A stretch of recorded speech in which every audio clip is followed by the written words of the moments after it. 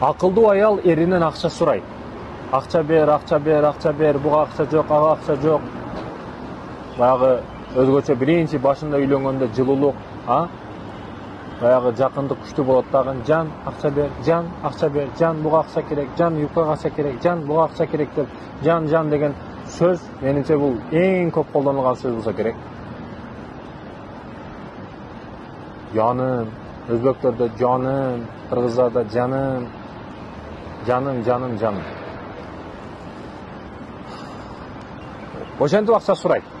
Мен буга айтуудан максат бир окуя болуптур. Негизи эле ушул. Акылдуу аял акча сурап турабы ар дайым? Ага деп, буга деп акча сурап турабы, сурабайбы? Тынымсыз акча сураган аялдар бар. Бирок аяга эмне менен түшүнүш керек да, эркекти түшүнүш керек.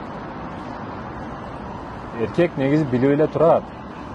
Кайсы учурда эмнени кылыш керек, ордого коюш керек, эмнени кылыш керек билип эле турат. Сен эмнеге муктажсың анда көрүп турат.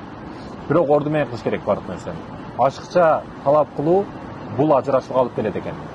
Бул окуялардан аяштары, достору бүт бардыгы келип отурушат, чогулуш болуп айтор бирдеке отурушат. Отурушуп баягы аял келип акча сурайт экен да. Бардыгынын көзүнчө акча сурайт, бирок анын кийиминде акчасы жок болуп калат. Ошонун аркасынан сен менин бардыгын алдыда уят кылдың, акча сурадың, мен жанымда акча жок болчу, мен акча чыкпай калды деп ошонун аркасынан ажырашып кетишкен да. Талак берип койгон, эми талак берилгенден кийин кеч, ажырашыш мүмкүн эмес, жарашышка мүмкүн эмес. Ошентип ажырашып кетишти. Аял түшүнө билиш керек да. Ар бир учурда, ар бир кезде келип жанын койбостон, ушундай психологдор чыккан, бүгүн акылдуу аял ушундай эринен тынымсыз акча сурап турат, акча дейт, акылдуу аял ушул деген. Ана не түшүнүгү? Сен канча көбүрөөк акча алсаң, эркек ошончо күчтүү мотивация болуп, дух болуп, ал көбүрөөк акча тапканга аракет кылып калат. Дейт да.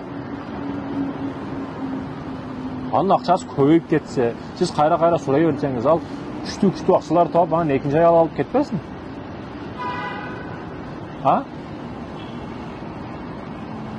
Ошондуктан тереңирээк ойлонгону билишибиз керек.